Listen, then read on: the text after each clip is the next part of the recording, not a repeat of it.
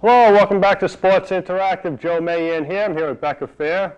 Becca, how are you tonight? Good. How are you, Joe? Good. We're going to talk a little bit about the Patriots coming up. Becca and I were at training camp up at Gillette. Now we'll start the show. What did you think about Gillette Stadium? Love it. I absolutely love Gillette Stadium. I think it's a great place for fans. It's huge, and it has everything you could possibly want. Beautiful field, beautiful practice fields.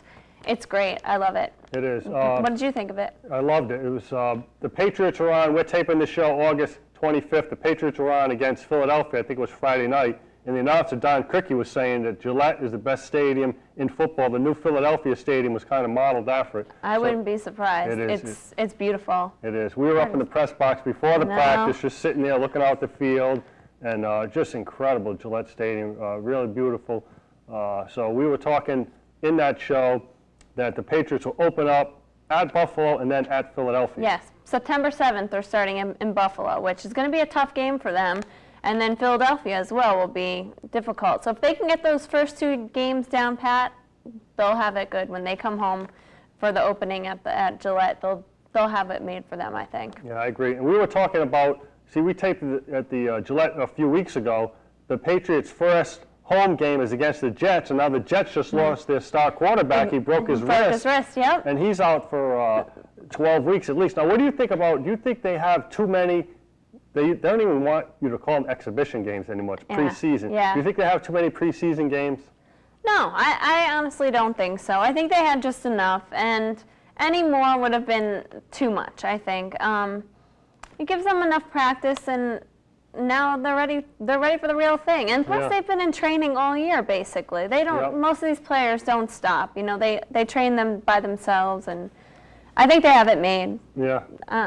Do you think they should have maybe 2 preseason games and 18 regular season games, or keep it the way it is? I think we should keep it the way it is. Yeah. I honestly think it's good for them. They need the practice. Right. But don't you think, like, say, when you're losing star players like Michael Vick, he's out, Chad Pennington, do you think because the NFL is looking to make more money that they should say, listen, maybe we should only have 2 of these preseason games? Because these injuries could happen anytime during the year. So, you know, a preseason game, anything's bound to happen. It's just as much as anything's about to happen during the year, too. Yeah. So I don't think it really makes a difference. Either way, if someone's going to get hurt, they're going to get hurt. Yeah, that's what Belichick was saying today, that they're going to get hurt, whether it's regular season or preseason. So that's the big thing right now.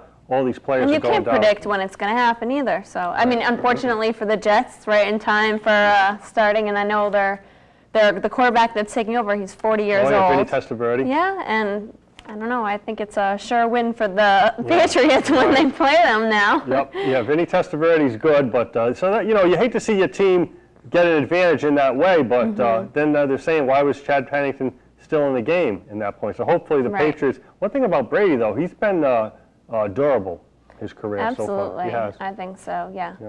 Now, he's an invaluable player. Yeah. Now, I know you're a big Tom Brady fan, but you also like Bledsoe, too. Love Bledsoe. Yeah. He was my first favorite player on the Patriots when I first moved up to Boston, and he took him to the Super Bowl that year. Yep. It was 1997, I believe. And I just thought the guy was great. I mean, he still is great. Yeah. But I'm a big Tom Brady fan as well. So I mean, I was sorry to see him leave, but Tom Brady is doing well too. So yeah. They had to do that. You couldn't keep Bledsoe and Brady. No. Brady Super Bowl MVP, so it worked out for both players. It's amazing because I'm a big Patriots fan, and I've been getting in, you know, really, let's just say, in a fun way, battles with Miami fans and Steelers fans. They don't really think Brady's that good. I think he's one of the top 5 quarterbacks in football. I know, actually. In my opinion. My boyfriend's from Miami, and he hates the hates the Patriots because he's such a big Dolphin fan. He's doing his fantasy football tonight, and you know, not any of the New England players are on his choice. We'll show him because I got a cartoon over there I drew about Dolphins fans. Oh, I hate so you can take it. I hate the Dolphins. Good. The Dolphins have a good running back defense. Jay Fiedler's kind of like a second-tier quarterback, in my opinion. I also heard Greasy was hurt. But no, it's amazing with Tom Brady. They don't think Tom Brady's that good. He was Super Bowl MVP. The guy's amazing. Yeah. I mean, all players have things to work on. He needs to work on some things a little bit, but he's great. And I mean, his passing has looked good, and I forgot how many touchdowns he's thrown for already, and Yep. he's doing great. I think he's Right. off to a good start. He has a good year ahead of him. I know he's working hard. So Yeah. I have no doubt he'll do well. Me too. I agree. If I was starting a team, Brady would be one of the, I'd probably say Brady, Michael Vick, as far as quarterbacks. You can't say Brett Favre because Brett Favre's on his way out. He's one of getting the older. best. Yeah. But he's great. That's the thing about Brady is he's so good because he's young. I mean, he's only like 24, 25. He's 26. Yep. So he's got plenty of time to develop, and who knows, he can get even better. And Yeah. he's got a big career ahead of him, I think. does. A great career. And Belichick is now going to the 3-4. They signed that 350-pound mammoth Washington from Chicago. Perfect for that defense because they have 3-4. So all they need is for that guy is to kind of clog up the middle. Right. They also have Joe Klecko's son. But any other teams that you're going to look forward to? I know you said you're going to try and see Miami. I'd like to see the Dolphins game down in Miami. I don't know if I'm going to get to it. We'll see. Hopefully I can. But that's it. I'm just looking forward to the whole season. I can't wait. I want to go back to Gillette Stadium and see some more of the games again because it's so great there. Yeah, because now we were working hard trying to cover all the games, so we found out how you do it. But a lot of it isn't that.